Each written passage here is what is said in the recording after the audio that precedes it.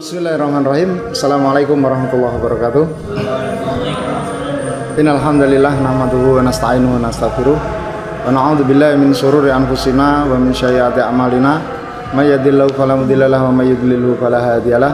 Asyhadu an la ilaha illallah wahdahu la syarikalah wa asyhadu anna Muhammadan abduhu wa rasuluh wa arsala rasulahu bil huda wa dinil haqq liyudhhirahu 'ala dini kullih walau karihal musyrikun. Wassalatu wassalamu ala man la nabiyya ba'dahu wa ala alihi wa sahbihi wa mawalah amma ba'd. Qala Allah ta'ala fil Qur'anil Karim, a'udzu billahi samil alim minasyaitonir rajim. Bismillahirrahmanirrahim. Ya ayyuhalladzina amanu ittaqullaha haqqa tuqatih wa la tamutunna illa wa antum muslimun. Wa qala ya ayyuhan nas ittaqu rabbakum alladzi khalaqakum min nafsin wahidah wa khalaqa minha zawjaha wa basa minhuma rijalan katsiran nisaa.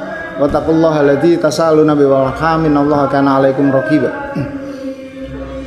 Faqala ya ayyuhalladzina amanu ittaqullaha wa qulu qawlan sadida yuslih lakum a'malakum wa yaghfir lakum dzunubakum wa may yuti'illaha wa rasulahu faqad faza fawzan 'azima. Faqala Rasulullah sallallahu alaihi wasallam fa inna asdaqal hadits kitabullah wa khairul huda huda Muhammad sallallahu alaihi wasallam wa syarrul umuri muhdatsatuha wa kullu muhdatsatin bid'ah wa kullu bid'atin dhalalah wa kullu dhalalatin finnar. Rabbi shrah li sadri wa yassir li amri wa hlul 'uqdatam min lisani yafqahu qawli amma ba'd. Jamaah majelis taklim yang dirahmati Allah, pertama-tama dan yang paling utama untuk marilah kita selalu panjatkan puja dan puji syukur kepada Allah Subhanahu wa taala yang telah melimpahkan rahmat dan hidayahnya kepada kita semua sehingga kembali kita dipertemukan oleh Allah di tempat yang insyaallah barokah ini dalam rangka melaksanakan kegiatan kita sebagai seorang muslim, melakukan kewajiban kita sebagai seorang muslim, yaitu talabul ilmi. Talabul ilmi ala faridatul talabul ilmi faridatul ala kulli muslim wal muslimah. Maka kewajiban menuntut ilmu ini adalah sebuah kewajiban bagi kita semua, baik bagi mukmin yang perempuan ataupun mukmin yang laki-laki. Maka marilah kita patut bersyukur kepada Allah, kita masih diberi karunia nikmat, diberi karunia nikmat yang mana banyak di antara kaum muslimin ya, yang kadang-kadang enggan meskipun menetapi sholat, menetapi puasa, tapi berkenaan dengan majelis ilmu ini kadang ya, banyak yang enggan dengan alasan macam-macam, wis tua kayak ya, dan sebagainya, sibuk dan sebagainya. Alhamdulillah Allah masih memberikan kepada kita keistiqomahan ya, untuk tetap menuntut ilmu sehingga dengan ilmu ini nantinya yang akan menjaga kita. Kita tahu bahwa ketika kita mencari harta, maka kita yang akan menjaga harta ini. Kita membeli mobil, membeli sepeda motor, kita punya uang banyak, kita yang akan menjaga itu. Tetapi ketika Allah memberikan kepada kita ilmu, ya, maka ilmu inilah yang akan menjaga kita ya, sampai ajal menjemput kita. Dan ilmu ini juga nantinya akan kita buat untuk pertanggungan jawab kita kepada Allah ketika Allah memanggil kita. Dan mudah-mudahan Allah memberikan keistiqomahan kepada kita ila akhiril hayat kita. Salat dan salam semoga selalu tercurah kepada baginda Rasulullah SAW, beserta keluarganya, sahabatnya, dan orang-orang yang senantiasa mengikuti sunnahnya. Jamaah yang dirahmati Allah, melanjutkan dari materi kita ya, berkenaan dengan pembahasan kita berkenaan dengan kalimat thayyibah, kalimat syahadat, kalimat la ilaha illallah. Sedikit mengulang ya, berkenaan dengan kalimat syahadat ini, kita tahu kalimat inilah yang diajarkan Rasulullah di dalam pertama kali awal dakwahnya. Rasulullah tidak pernah mengajarkan sholat, belum pernah mengajarkan puasa, belum mengajarkan zakat dan sebagainya, karena ayat-ayat ini belum turun. Rasulullah ketika diperintahkan untuk menyampaikan diperintahkan untuk mendakwahkan kalimat-kalimat Allah yang diajarkan oleh Rasulullah kepada para sahabat, kepada para muridnya adalah kalimat la ilaha illallah. Ya. Ini di fase Mekah selama 13 tahun.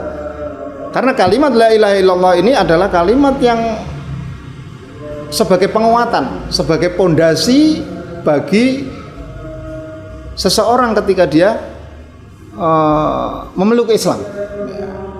Di samping pintu masuk Islam itu juga kalimat syahadat, pintu masuk surga itu juga kalimat syahadat. Kalau kita mendengar berkenaan dengan pujian-pujian itu, miftahul jannah la ilaha illallah. Kunci masuk surga adalah la ilaha illallah. Kunci masuk Islam juga la ilaha illallah. Orang yang dia kafir, dia kufur kepada Allah, kemudian dia mengucapkan kalimat syahadat, mengucapkan kalimat thayyibah la ilaha illallah, langsung Allah menulis dia sebagai seorang muslim. Dosa-dosa yang lalu terampuni. Kemudian kewajiban seorang yang sudah menyampaikan kalimat la ilaha illallah, mengikrarkan kalimat la ilaha illallah adalah menuntut ilmu, memahami tentang apa yang telah diikrarkan, memahami apa yang telah diucapkan berupa asyhadu alla ilaha illallah wa asyhadu anna muhammadan abduhu wa rasuluh. Dan inilah yang sedang kita bahas sebagai pengingat. Kalimat la ilaha illallah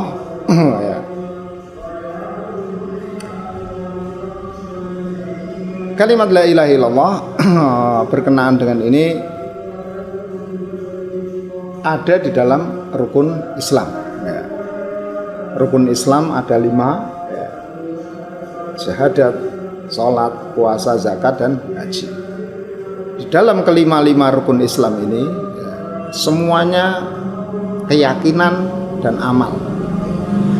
Sholat harus kita yakini. Seseorang yang meyakini bahwa sholat itu tidak wajib, maka dia kafir. Seorang yang meyakini bahwa sholat itu wajib, kemudian dia harus menjalankan sholat. Artinya meyakini kemudian mengamalkan. Demikian juga puasa, demikian pula zakat, demikian pula haji. Semuanya amal. Keyakinan disertai amal. Lalu bagaimana dengan kalimat syahadat itu sendiri? Asyhadu alla ilaha illallah. Dan yang kita bahas berkenaan dengan syahadatullah. Kita belum membahas berkenaan dengan syahadat Rasul, kan seperti itu. Ada syahadatullah, ada syahadat Rasul. Yang kita bahas adalah syahadatullah. Asyhadu alla ilaha illallah. La ilaha illallah. Sering saya sampaikan berkenaan dengan kalimat la ilaha illallah ini di dalam coba dibuka dulu di surat An-Nahl. Surat An-Nahl surat 16 ayat 36. Ya, ayat ini sudah pernah ya kita baca ya. Mungkin 1 atau 2 kali mungkin pernah kita baca. Sebagai pengantar kemarin ya. A'udzubillahi minasyaitonir rajim. Wa laqad ba'atsna fi kulli ummati rasulan an ibudullaha wastanibut taghut. Wa minhum man hadallah wa minhum man haqqat 'alaihi dhalalah. Fasiru fil ardi fanduru kaifa kana akibatul mukadzibin. Dan sungguh kami telah mengutus seorang rasul untuk tiap-tiap umat. Ya, ini perlu kita pahami dulu ya. Bahwasanya Allah bersumpah walaqad dan sungguh kami telah mengutus seorang rasul untuk tiap umat. Artinya apa? Kalau kita cerna dari redaksi kalimatnya, dan sungguh kami telah mengutus seorang rasul pada setiap umat. Artinya dalam setiap Allah di situ ada umat, di situ pasti ada seorang rasul pemberi peringatan. Kan maknanya seperti itu ya. Perhatikan lagi ya. Kami telah mengutus seorang rasul untuk tiap-tiap umat. Artinya ketika ada umat, di situ pasti Allah mengutus seorang rasul pemberi peringatan. Paham ya? Maksudnya paham ya? Untuk menyerukan Ani budullaha wastanibut taghut. Sembahlah Allah dan jauhilah taghut. Wa minhum man hadallah wa minhum man haqqat alaihi dhalalah. Lalu di antara mereka ada yang diberi petunjuk oleh Allah dan ada pula yang tetap di dalam kesesatannya. Fasiru fil ardi fanzuru kaifa kana akibatul mukatsibin. Dan perhatikanlah, berjalanlah kalian di muka bumi. Lihatlah sejarah-sejarah, kisah-kisah yang lalu. Orang-orang yang terdahulu yang mendustakan rasul-rasul, bagaimana umat-umat terdahulu dibinasakan oleh Allah Subhanahu wa taala. Karena ketika setiap umat di situ didatangkan oleh Allah Rasul, Rasul itu selalu menyerukan ani budullah wastanibut taghut. Ibadahi Allah, jauhi taghut. Apa itu taghut? Taghut itu adalah sesuatu yang diibadahi selain Allah. Setiap segala sesuatu yang ditakuti, dicintai selain Allah, diibadahi, itu taghut. Nah, ani budullah wastanibut taghut ini adalah ditafsirkan berkenaan dengan kalimat la ilaha illallah. Ini sebagai tafsiran dari kalimat la ilaha illallah. La ilaha, tidak ada Tuhan, kan seperti itu. La ilaha, tidak ada Tuhan illallah, kecuali Allah. Artinya apa? Tidak ada Tuhan, artinya kita harus meninggalkan Tuhan-Tuhan selain Allah, meninggalkan sesembahan-sesembahan selain Allah. Kemudian illallah, hanya menjadikan satu-satunya yang kita ibadahi adalah Allah. Allahul ilahul haq. Allah adalah zat yang berhak untuk diibadahi. Sedangkan ilah-ilah ini, la ilaha, ini adalah sesuatu yang diibadahi selain Allah. Maka wajib kita tinggalkan. Wa ma umiru illa liya'budullaha mukhlishina lahuddin. Surat Al-Bayyinah. Dan tidaklah aku diperintahkan oleh Allah kecuali mengikhlaskan, memurnikan ketaatan kita hanya kepada Allah. Artinya harus menjauhkan diri kita, menjauhkan pikiran kita dari segala paham Tuhan-Tuhan selain Allah, dari segala paham-paham kesyirikan, dari segala paham-paham kemunafikan, paham-paham kekafiran yang bersemayam di dalam. Dan ini banyak terjadi di antara kaum muslimin itu sendiri, karena tidak memahami akan makna dari kalimat la ilaha illallah. Sholat ya sholat, poso ya poso, tapi karena tidak memahami akan makna dari kalimat la ilaha illallah, pada satu sisi dia sholat, pada satu sisi dia beribadah kepada Allah, tapi pada sisi yang lain dia beribadah kepada selain Allah.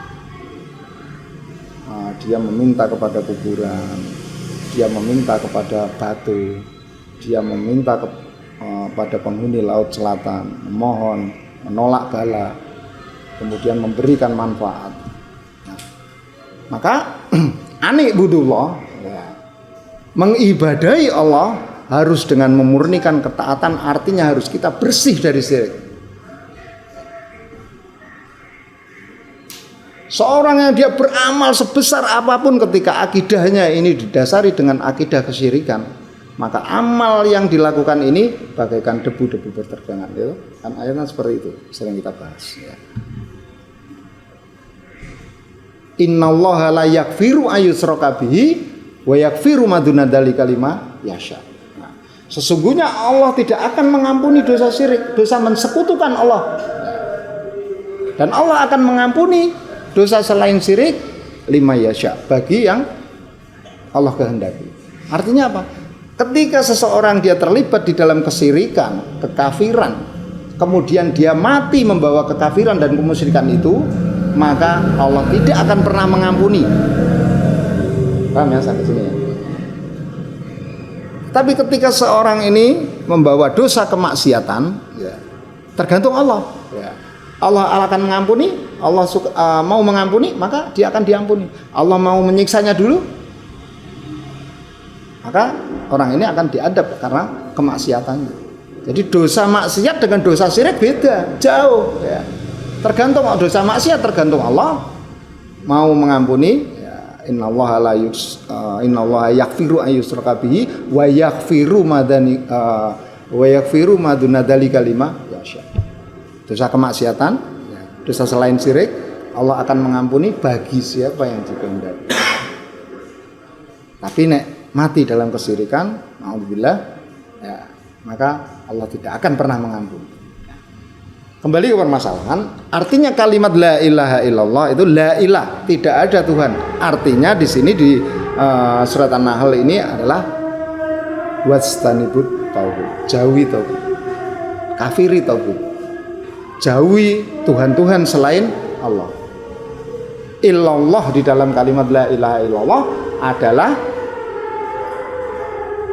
anikbudullah. Perhatikan lagi ayatnya.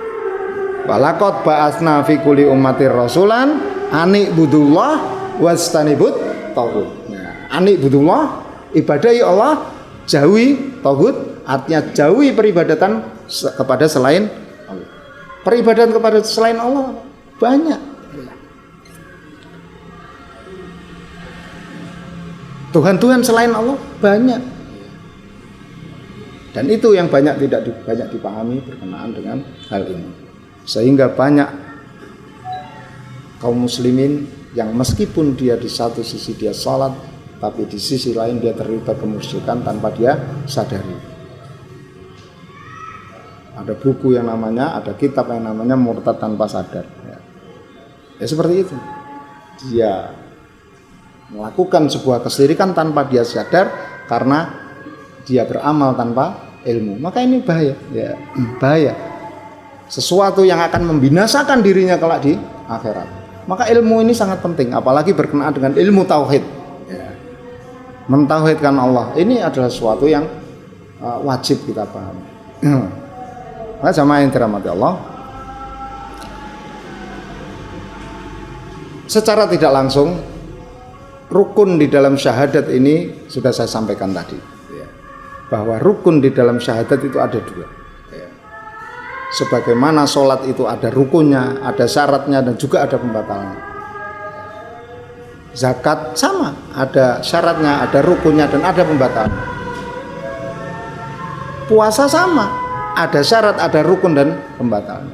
Pernahkah kita berpikir di rukun Islam yang pertama berupa syahadat, di situ ada rukun, ada syarat, dan ada pembatal?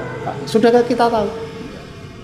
Nah kita tidak tahu, ya kita bisa beramal ngeblank nanti. Ya. Bisa jadi satu sisi kita beribadah kepada Allah, di sisi lain kita beribadah kepada selain Allah. Ya. Nah wes beribadah kepada selain Allah, ya.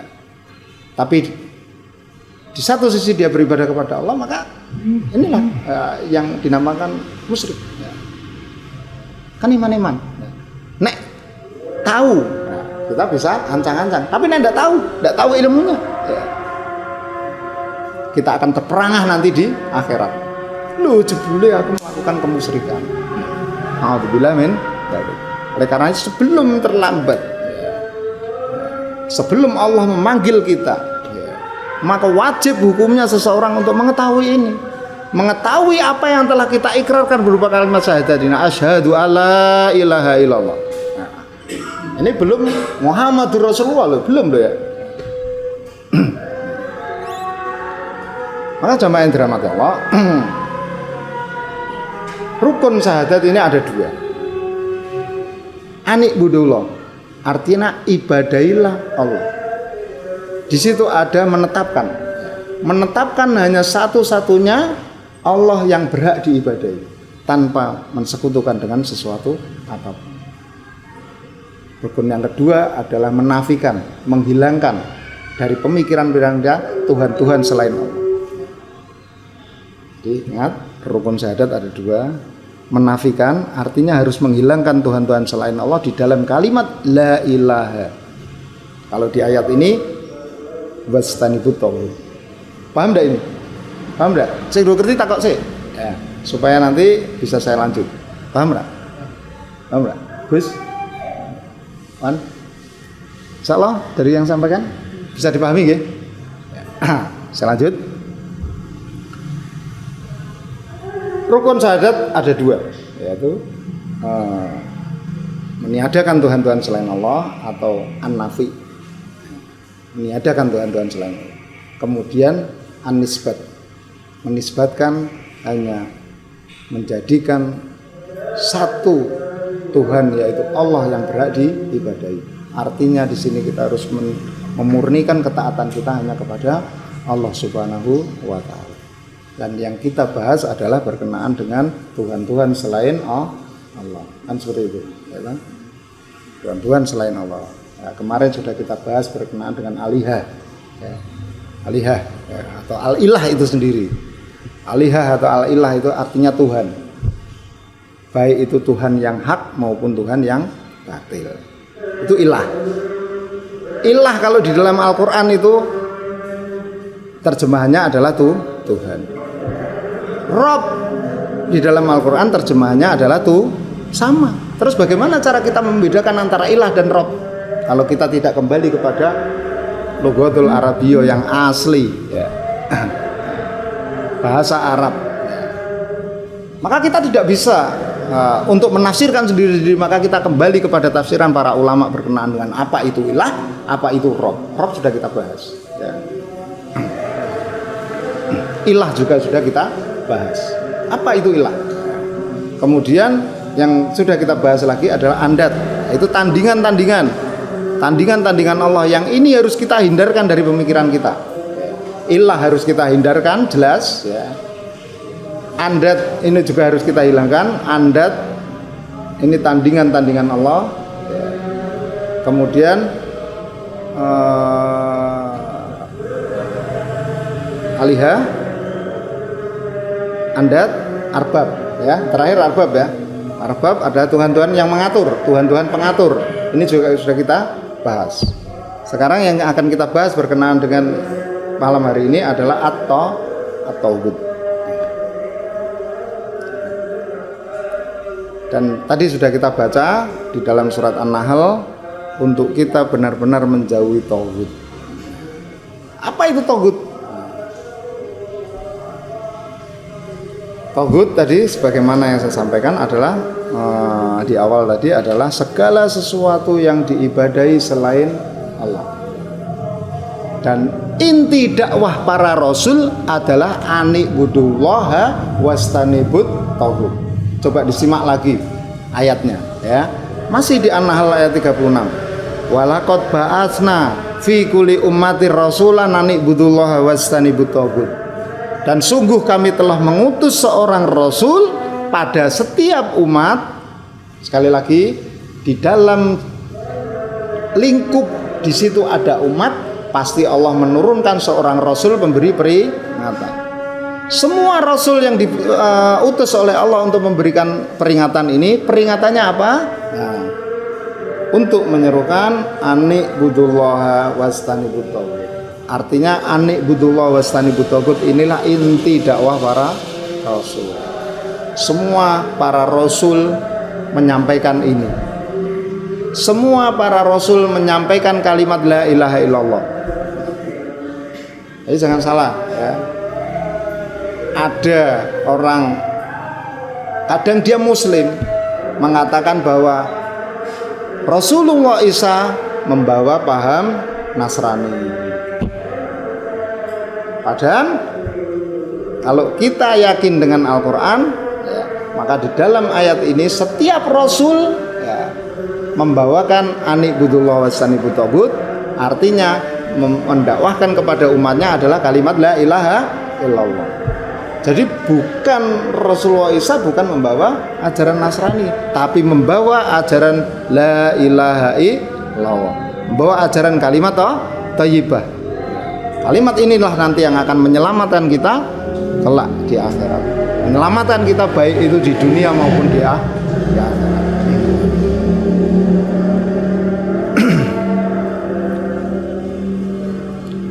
Coba buka surat Az-Zumar. Coba Gus, baca Gus. Az-Zumar ayat 17. A'udzubillahi minasyaitonirrajim. Walladzina istanabut taghut ayya'buduha anabu ilallahi lahumul busyra. Fabasyirhum ibad. Dan orang-orang yang menjauhi tauhid, orang-orang yang meyakini la ilaha, artinya menjauhi tauhid, yaitu dengan tidak menyembahnya dan kembali kepada Allah, mereka pantas mendapat berita gembira. Sebab itu sampaikanlah kabar gembira itu kepada hamba-hambaku. Fabasyirhum.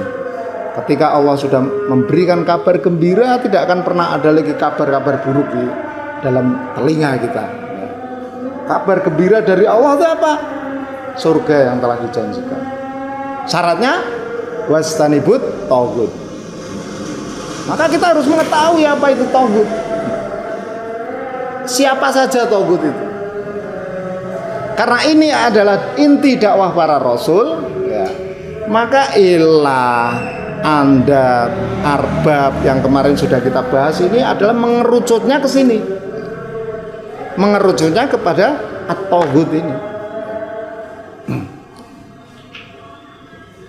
Saya pahami. Karena ini inti dakwah para rasul. Rasul diutus, baik itu Rasulullah Isa, Rasulullah Musa, Rasulullah Ibrahim, sampai Rasulullah Muhammad SAW. Semuanya diperintahkan untuk mendakwahkan kalimat la ilaha illallah. Kalau kita tidak memahami berkenaan dengan kalimat la ilaha illallah, bisa jadi ya, kita terjerumus ke dalam kekafiran, kemusyrikan, kemunafikan. Artinya kita bisa jadi, mudah-mudahan kita selamatkan Allah, bisa jadi akan terjatuh ke dalam kekufuran. Terus tiwas kenteng-kenteng sholat, tiwas kenteng-kenteng puasa, tidak rewangi ngeleh, kenteng-kenteng zakat, ya. Munggah haji, berapa biaya yang sudah dikeluarkan, ya. Ternyata kita dekat dengan tauhid. Kita justru tidak ingkar kepada tauhid. Meskipun di sisi lain kita anik butullah, kita beribadah kepada Allah. Bayangkan pereman-eman amal yang kita lakukan karena ketidaktahuan kita, karena ya tidak ada majelis-majelis ilmu yang berkenaan dengan ilmu at-tauhid. Ketika kita menghadiri pengajian berkenaan dengan ilmu sholat, banyak membatal sholat, fadilah sholat, cara-cara beribadah yang benar, cara-cara beribadah yang khusyuk. Banyak. Kita mau cari kajian berkenaan dengan puasa, banyak. Tapi kajian berkenaan dengan kalimat la ilaha illallah ini ada banyak juga, tapi sulit untuk mencari link-link ini seperti ini. Nah, jamaah yang dirahmati Allah, kita patut bersyukur kepada Allah Subhanahu wa taala yang telah memberikan kemudahan kita untuk membahas permasalahan yang betul-betul kita butuhkan. Betul-betul harus kita tahu. Kenapa harus kita tahu? Buku-buku terbitan para ulama sudah banyak. Kenapa kita hanya mengkaji satu bab, dua bab? Kenapa kita tidak ya ayyuhalladzina amanu udkhulu fis silmi kafah? Kenapa kita tidak kafah di dalam berislam? Kita harus mengetahui semuanya, apalagi yang pokok-pokok. Sekarang mari kita kembali kepada sejarah. Kira-kira Bilal bin Rabah, Sumayyah itu sudah, ketika beliau ini hidup sudah turun perintah sholat apa belum? Tapi kenapa Sumayyah itu disebut syahidah pertama di kalangan sahabiyah, di kalangan kaum muslimah? Syahidah otomatis pahalanya jannah. Kemudian Bilal bin Rabah saat itu belum turun perintah sholat. Kenapa Rasulullah menyampaikan di dalam hadisnya bahwa terompahnya itu terdengar di surga? Bayangkan, Rasulullah sudah mendengar terompahnya Bilal di surga. Apa yang menjadi amalan keduanya? Karena perintah sholat belum turun. Amalnya yaitu kalimat la ilaha illallah. Tapi kalau sekarang lain. Al yauma akmaltu lakum dinakum wa atmamtu alaikum nikmati wa raditu lakumul Islam. Islam ketika ayat ini turun sudah lengkap. Jadi sholat sudah menjadi perintah utama. Puasa sudah menjadi perintah utama. Rukun Islam sudah menjadi tonggaknya Islam. Siapa yang menegakkan berarti dia menegakkan Islam, dan siapa yang meninggalkan berarti dia merobohkan keislamannya itu sendiri. Termasuk di situ ada kalimat la ilaha illallah. Apa yang dilakukan Bilal, apa yang dilakukan Sumayyah, dan apa yang dilakukan sahabat-sahabat yang lain. Beliau-beliau ini mengamalkan kalimat la ilaha illallah. Lihat kisah Bilal bin Rabah ketika diperintahkan untuk kembali kepada kemusyrikan, sampai beliau ditindih batu oleh Abu Jahal ya, di dalam terik matahari yang panas, ditindih batu. Apa yang dikatakan? Ahad, ahad, ahad.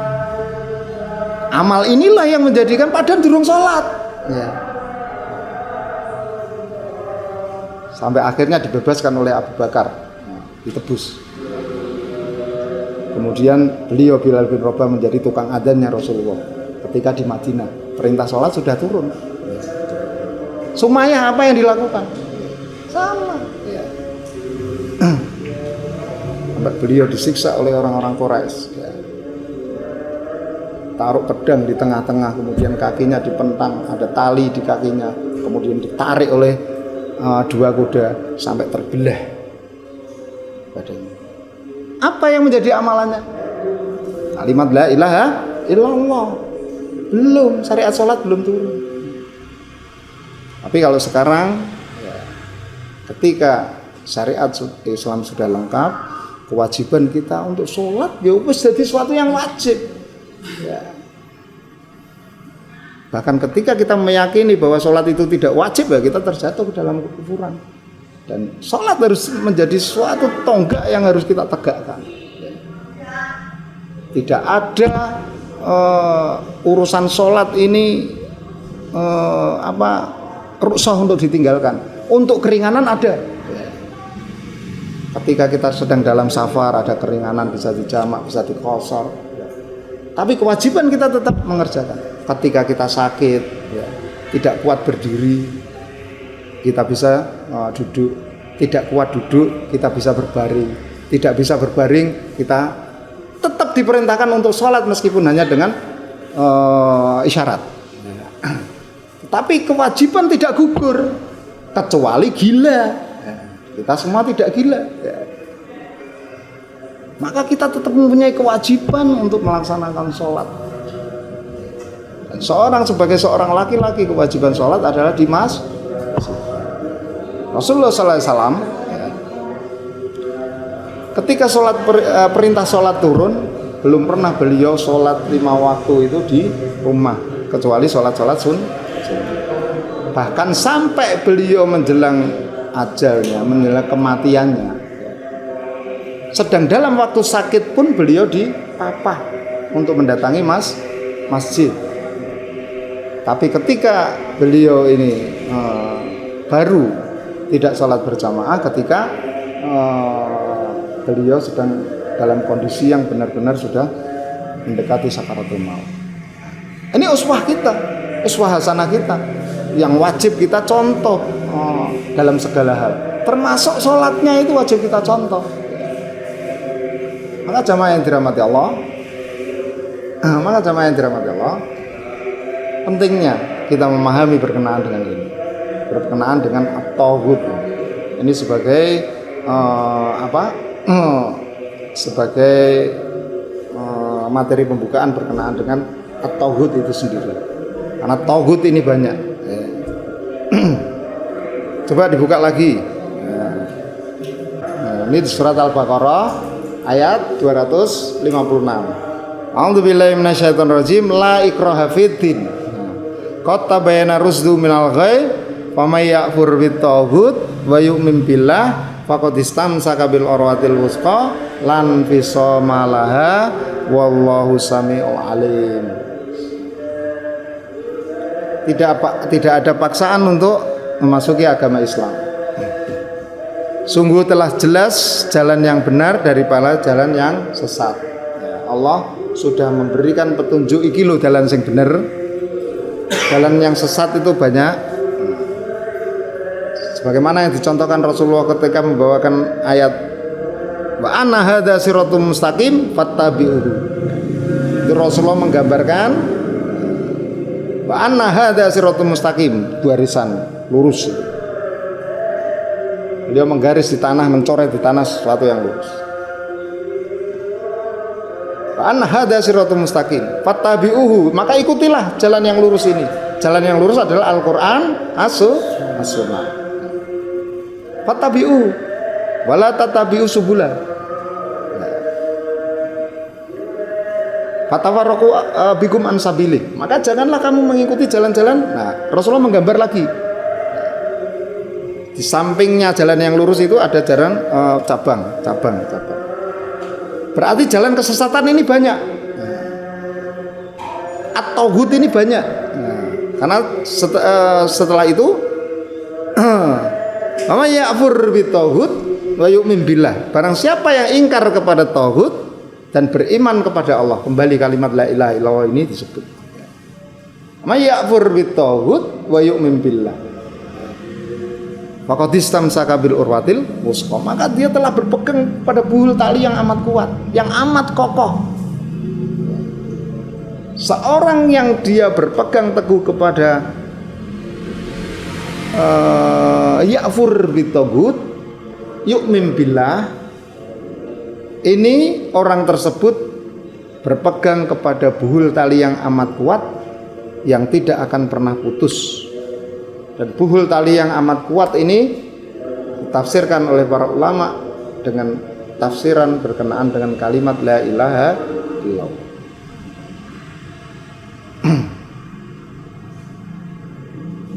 Wallahu samiul alim. Dan Allah Maha mendengar lagi Maha mengetahui. Ini berkenaan dengan tauhid.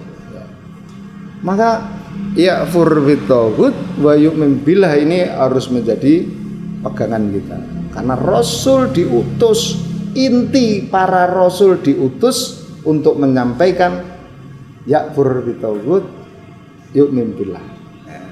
Beriman kepada Allah, mengkufuri, mengkafiri, meniadakan Tuhan-Tuhan selain Allah, yaitu at-tauhid. Apa at-tauhid? Saya bawakan pendapat para ulama. Di dalam tafsir At-Tabari, Al-Imam At-Tabari menjelaskan berkenaan dengan at-tauhid.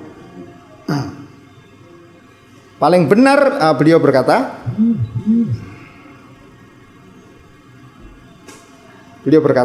paling benar dari maksud at-tauhid di sisiku adalah setiap sesuatu yang melampaui batas hak-hak Allah,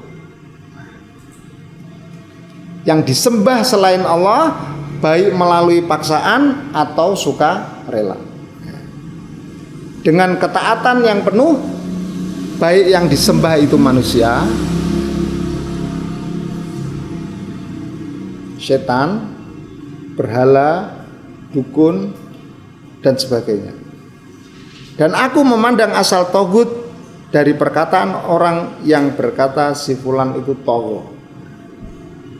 Tauhid berasal dari kata at-tagha. Tagha itu artinya berlebihan. Artinya berlebihan apa? Hak Allah sebagai pemberi rezeki, hak Allah sebagai penentu hukum, hak Allah sebagai pencipta, hak Allah sebagai yang menghidupkan, hak Allah sebagai yang mematikan, ini dicuri oleh at-tauhid. Ada orang yang mengatakan bisa memberi rezeki, ada orang yang mengatakan mereka tahu yang gaib, ada orang yang mengatakan dia sebagai pembuat hukum di dunia ini. Itu at-taghut, berlebihan, ya. Hak Allah diambil paksa oleh hamba.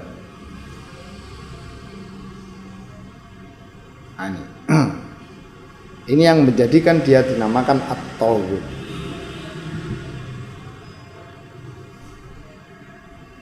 Dari orang yang berkata bahwa si fulan itu tagha atau melampaui batas, apabila dia melampaui batas dari kadar kemampuan. Manusia hamba Allah, kadar kemampuannya ya diatur oleh Allah. Manusia kadar kemampuannya tidak bisa memberikan rezeki, karena yang memberikan rezeki hanya Allah. Manusia kadar kemampuannya tidak bisa menghidupkan orang mati. Fir'aun bisa, katanya. Kadar batas manusia tidak bisa mematikan. Fir'aun bisa, katanya. Tapi memang itulah yang dikatakan oleh Fir'aun. Ana rabbukumul a'la. Akulah Tuhanmu yang paling tinggi.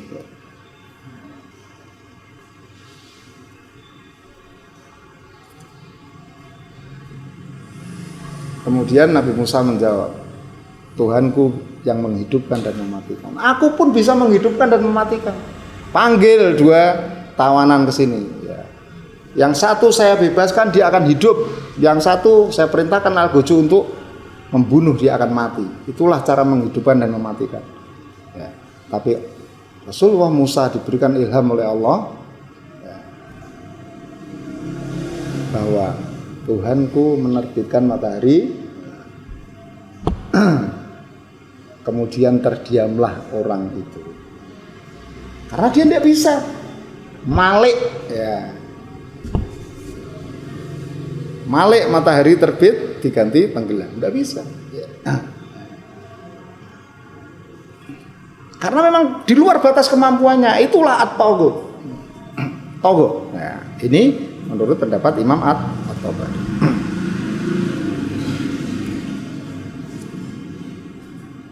Syekhul Islam Ibnu Taimiyah mengomentari berkenaan dengan at-taghut ini. Taghut adalah setiap yang diagungkan karena ketaatan kepada Allah dan Rasulnya, baik itu manusia, setan ataupun berhala. Setiap sesuatu yang diagungkan karena ketaatan kepada Allah, sama dengan ketaatan kepada Allah dan Rasulnya, baik itu manusia, setan ataupun berhala. Imam Ibnu Qayyim, ya, menerangkan berkenaan dengan at-taghut ini di dalam kitabnya I'lamul Muwaqqi'in. Beliau menyebutkan bahwa taghut adalah setiap apa yang melewati batasnya sebagai hamba. Dan taghut adalah setiap kaum yang berhukum dengannya bukan berpandukan kepada hukum Allah dan Rasulnya, dan apa yang diibadahi selain daripada Allah dan apa yang diikuti selain daripada Allah. Ini at-taghut. Artinya at-taghut itu bisa setan, bisa hawa nafsu kita menjadi taghut, bisa dukun, tukang ramal, bisa hukum buatan manusia, bisa pejabat pembuat hukum, dan sebagainya. Nanti akan saya terangkan satu-satu berkenaan dengan siapa itu taghut. Ini berkenaan dengan pada pertemuan kali ini sedikit berkenaan dengan mengawali materi kita tentang at-taghut, merincikan apa itu taghut. Jadi intinya bahwa at-taghut adalah berasal dari kata tagha, artinya melampaui batas. Melampaui batas seorang hamba ciptaan Allah yang merebut hak-hak penciptanya, baik itu dari pemberi rezeki, baik itu dari yang menciptakan, yang menghidupkan, yang mematikan, ya, yang membuat hukum. Inil hukmu illa lillah. Sesungguhnya keputusan membuat hukum ini hanya kepunyaan Allah. Di ayat yang lain. Nanti Pak insya Allah akan saya terangkan di dalam permateri. Ada setan, ada hawa nafsu, ada tukang ramal atau dukun, ada hukum itu sendiri, ada pembuat hukum itu sendiri. Pak insya Allah nanti akan saya terangkan satu persatu sehingga mudah-mudahan kita bisa terhindar dari at-taghut. Baik kita sendiri yang jadi taghut atau kita yang beribadah kepada at-taghut. Sehingga ketika kita tahu, maka Pak insya Allah anik budullah kita ini benar-benar murni. Beribadah kepada Allah dengan memurnikan ketaatan. Pak insya Allah di lain kesempatan di besok ya. Besok akan kita lanjut lagi siapa nanti apa dan siapa itu taghut, apa itu taghut, Pak insya Allah nanti akan ada penjelasan sedikit lagi dan kemudian siapa itu taghut, Pak insya Allah akan kita bahas besok. Mudah-mudahan yang sedikit ini bisa bermanfaat dan mudah-mudahan dari apa yang kita baca dari ayat-ayat Allah ini akan selalu meneguhkan, menambah keimanan kita, sehingga dengan tambahnya keimanan kita ini akan menjadikan amal-amal kita menjadi semakin lebih baik, baik di dalam sholat kita, puasa kita, zakat kita, terutama dalam pemahaman kita, akidah kita benar-benar harus murni karena Allah Subhanahu wa Ta'ala. Tidak boleh ibadah-ibadah kita kepada Allah di satu sisi kita tujukan kepada selain Allah tanpa kita sadar karena tanpa ilmu. Mudah-mudahan Allah selalu memberikan kepada kita kekuatan untuk beribadah kepada Allah hanya dengan memurnikan ketaatan sampai ajal menjemput kita. Amin amin Allahumma amin. Dan semoga kita dimatikan oleh Allah kelak dalam kondisi husnul khotimah. Amin amin Allahumma amin. Mungkin ini materi malam ini yang bisa saya sampaikan, kurang lebihnya mohon maaf. Mungkin ada pertanyaan dari apa yang belum jelas, monggo silakan. Kalau bisa saya jawab malam ini, ya saya jawab. Kalau saya belum bisa, insya Allah akan saya jawab besok untuk saya carikan referensinya dulu. Monggo, kalau ada yang belum jelas. Taghut adalah setiap yang diagungkan karena seperti ketaatan kepada Allah dan Rasulnya. Jadi sesuatu yang diagungkan sebagaimana dia mengagungkan Allah, maka itulah adalah at-taghut.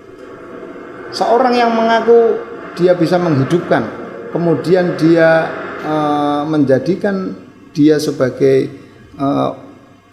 panutannya, maka artinya dia sedang beribadah kepada at-taghut tadi, yang mengatakan bahwa orang tersebut bisa menghidupkan. Seorang yang mengetahui bahwa mengatakan dirinya mengetahui hal gaib, si fulan mengetahui hal gaib katanya, misalnya Mama Loren, katakanlah sebutkan itu saja karena memang itu sudah terjadi. Mama Loren mengatakan kiamat akan terjadi. Dia sudah melampaui batas hak Allah. Karena yang mengetahui hari kiamat adalah Allah. Dan sebagai seorang hamba dia telah melampaui batas dia sebagai hamba. Karena yang tahu hanya Allah. Dan ketika orang tersebut mengatakan seperti itu, dialah taghut. Nah, itu makna dari apa yang disampaikan Ibnu Taimiyah. Sedangkan orang yang membenarkan ucapannya, wah bener kayak ucapannya, aku siap-siap lah. Gosok tanggal sang ini aku tak gawe iki supaya untuk menghadapi kiamat. Nah, orang yang seperti ini mengikuti apa yang disampaikan oleh at-taghut ini, dia sedang beribadah kepada taghut. Meskipun dia sholat, tapi dia bisa murtad. Paham? Sekali lagi, taghut sebagaimana diungkapkan Ibnu Taimiyah, taghut adalah setiap yang diagungkan sebagaimana dia mengagungkan, dan setiap yang ditaati sebagaimana dia mentaati pada Allah dan Rasulnya, baik itu manusia, setan ataupun berhala. Amal sebesar gunung ketika didasari dengan iman yang rusak, maka bagaikan beramal, bagaikan fata morgana, bagaikan debu yang ditiup angin. Maka amalnya orang-orang kafir ini percuma.